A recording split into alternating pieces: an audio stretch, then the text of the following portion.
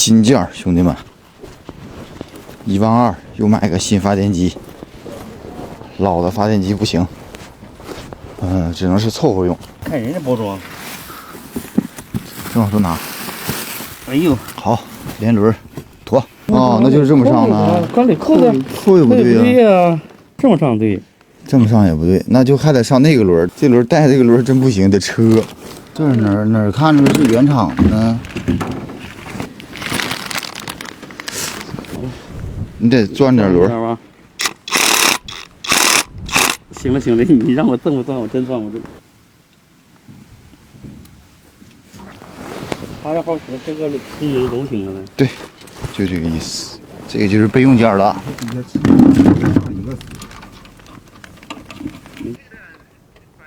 瞅着一模一样啊！是我，你给我。一切 OK 吗？报的啥？中央润滑再加这个，还有道路开关呢。哎呀，怎么好发电机还那啥呢？还是不行啊？啊，哥，说，这怎么换了新的发电机？怎么还出现他妈电压低了呢？看一下啊，现在实际电压是多少？搁哪儿量？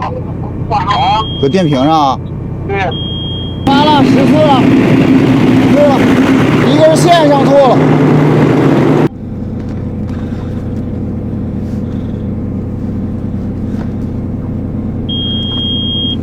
这个应该就没了吧？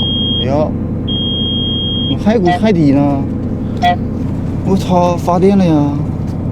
你看啊，电瓶都14点多了，那但是它还报发电机电量过低呀。现在都已经电量够用了。电瓶没毛病啊。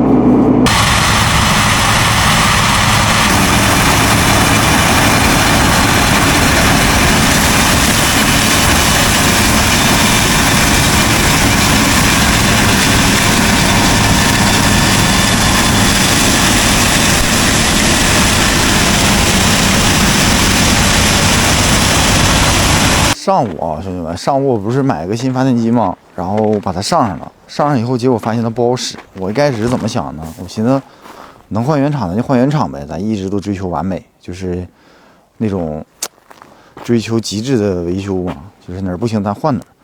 但结果呢，可能是一顿捂着啊，换原厂的，结果发现使不了这个发电机，也不知道为啥。